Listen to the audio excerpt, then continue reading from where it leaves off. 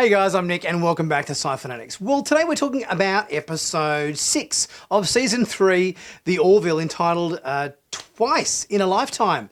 This episode was I guess you call it a follow-up to the season 2 episode 11 episode called Lasting Impressions, where they opened up a time capsule from 2015, got the cell phone out, looked at photos and everything, and it was a bit of a follow-up to that because we saw the same cell phone in Gordon's quarters and everything, and it turns out that, he had a little something for the owner of the cell phone, which was explored in this episode. Interesting time travel episode. I really enjoyed it, actually. I thought it was a good episode. I kind of was reminded quite a bit of, I guess, season 2 of Star Trek Picard, because season 2 of Star Trek Picard obviously had the crew of the spaceship in the 25th century going back in time to the 21st century and hung out in LA. And in this episode of The Orville, the crew went back to 2025 or whatever it was and hung out in LA. I'm finding there's a lot of comparisons to episodes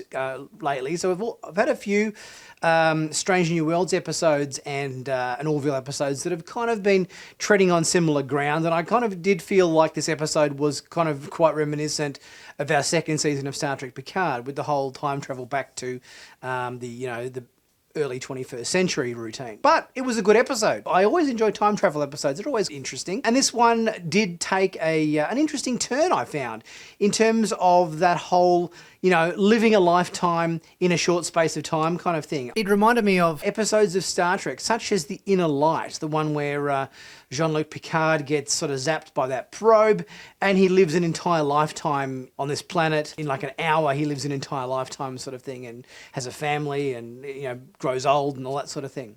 And that, I guess, was a similar theme approached in this episode of The Orville. Guys, if you haven't subscribed to Sci-Finatics yet, please don't forget to do so. Click on that big red button to stay up to date with all the latest Star Trek and sci-fi TV news on YouTube. Let's take a look through this episode and see what it had to offer. Well, it was an interesting scene at the start with Gordon playing guitar.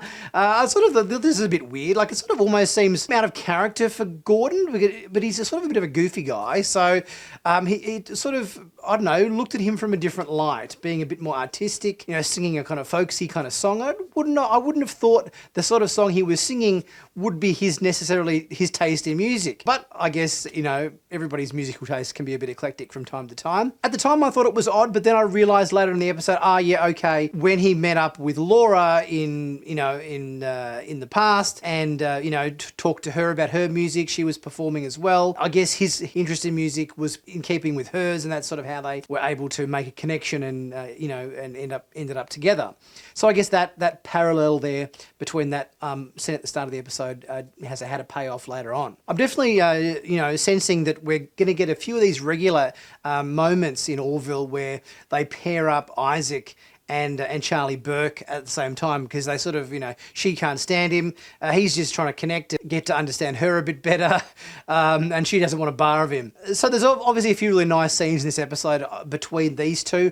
I thought having Isaac wear that holographic emitter thing that changed his appearance so that he appeared human was great. So we got to see the actor Mark Jackson appear as himself in this episode, but doing the whole Isaac voice, which was a lot of fun, I thought. I thought, he had that sort of preppy, waspy kind of costume on, so, he looked all very prim and proper and everything. And I guess there was some really nice humour in this episode, which sort of came out of that kind of, I suppose, fish out of water comedy, when we saw, scenes like Isaac and Charlie going into the biker's bar and arm wrestling the biker for the keys to the bike to take them to the location where they needed to drill for the Dysonium.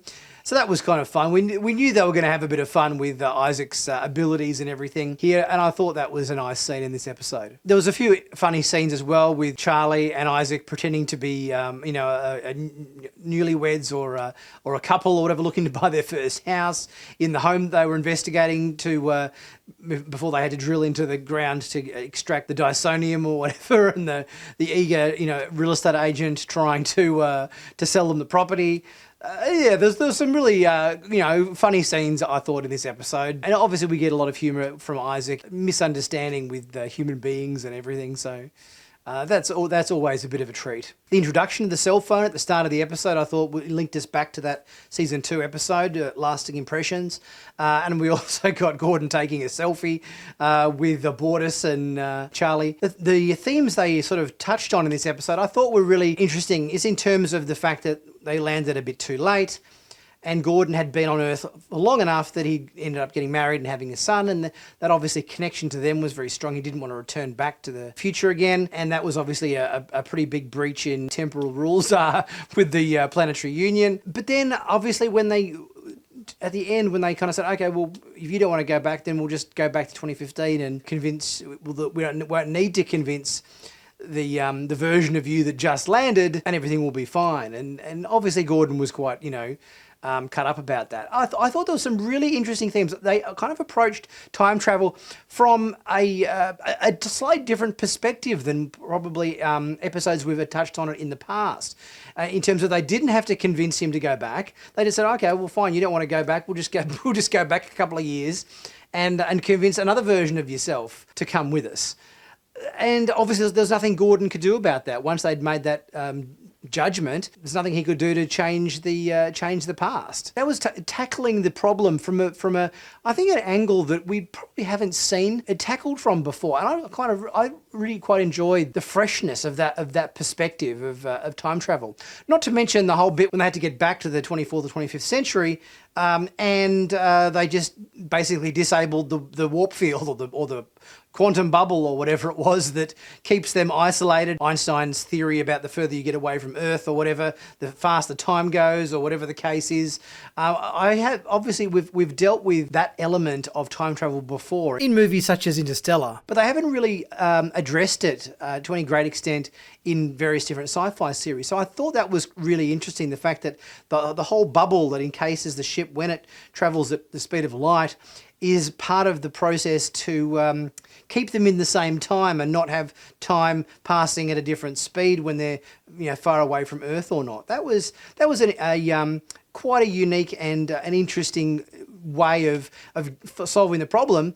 It's just we'll just go to warp whatever with our safeties turned off or whatever the case was. So there's some really interesting time travel mechanics, I thought, in this episode that I thought approached the kind of man out of time situation in a completely different angle that we probably haven't seen it done too many times before like this. So my hat goes off to Seth MacFarlane for this episode, because I think it was quite well written and quite well conceived. The other interesting development in this episode was Kearney giving Lamar a massage in engineering, which kind of had other repercussions, I guess you'd say, as well. So I wonder whether this is going to be an ongoing thing where these guys are, going to get together in a relationship of some form, or whether it's just a bit of a quickie behind the quantum core.